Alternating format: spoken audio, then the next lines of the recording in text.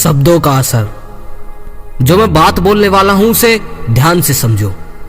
अगर इस बात को तुमने बहुत अच्छे से समझ लिया कि शब्द कैसे काम करते हैं, अपने शरीर पर शब्दों का उपयोग कैसे होता है, हम जब कोई शब्द बोलते हैं तो उसका हम पर किस तरह से प्रभाव पड़ता है, अगर यह समझ लिया तो जो तुम्हारी वासना है, जो तुम्हारी अश्लीलता है, वो आपके पकड़ में आ जाएगी।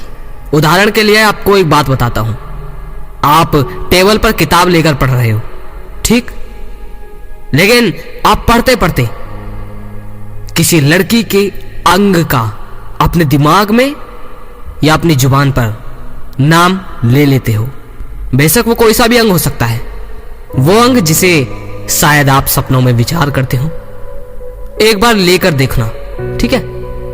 जब आप उस अंग का नाम ही लोगे, सिर्फ नाम, अपने मस्तिष्क में उसका एक बार विचार भी लाओगे ना, तो विचार लाते ही या उस शब्द को अपने मन में दोहराते ही जो आपका अंग है ना, वो सख्त हो जाएगा।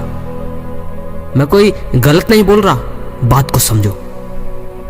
आपका पूरा शरीर उसकी तरफ झुकने लग जाएगा। आपका पूरा शरीर ये भूल जाएगा कि आप इस टाइम कर क्या रहे थे या आसपास कौन है। नहीं, आप वहां होंगे तो शारीरिक रूप से, लेकिन मानसिक रूप से आप उस शब्द में चले जाओगे। आपका शरीर पूरा उस शब्द की तरफ झुकने लग जाएगा।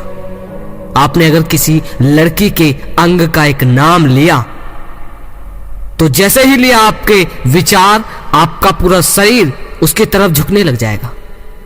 और एक विचार लेते ही विचार बढ़ते चले जाते हैं, बढ़ते चले जाते हैं, बढ़ते चले जाते हैं।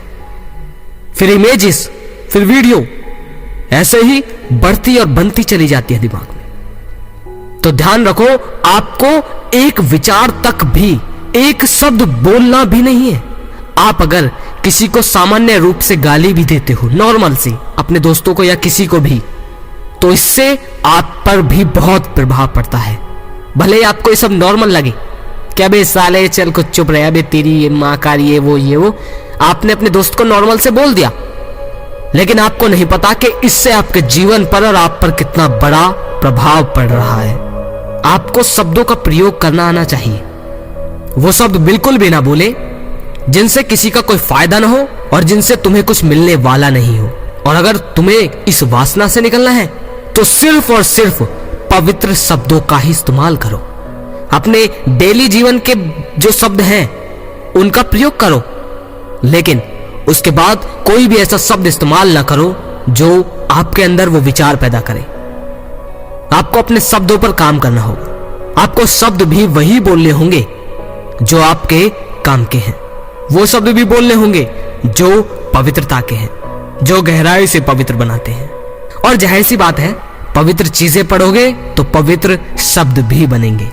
अब अगर कुछ पढ़ोगे ही नहीं यार दोस्तों के साथ और सिर्फ वो नॉर्मल अपने जो स्कूल की पढ़ाई है सिर्फ वही करोगे, तो तुम्हारे शब्द भी वही होंगे जो तुम्हारे यार दोस्तों के हैं, जो तुम्हें मजा देते हैं। तो ध्यान रखो, जो तुम शब्द बोल रहे हो वो शब्द बोलने से पहले ये सोचो कि तुम्हारे शरीर पर प्रभाव पड़ने वाला है।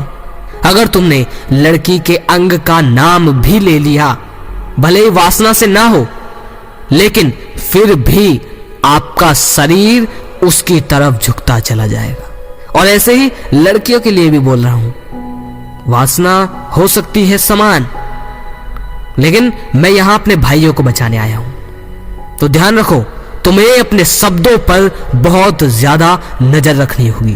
तुम्हें सीखना होगा कि पवित्रता कितनी गहरी हम पे असर छोड़ती है और अपवित्रता कितना नीचे डुबाकर हमें छोड़ती है।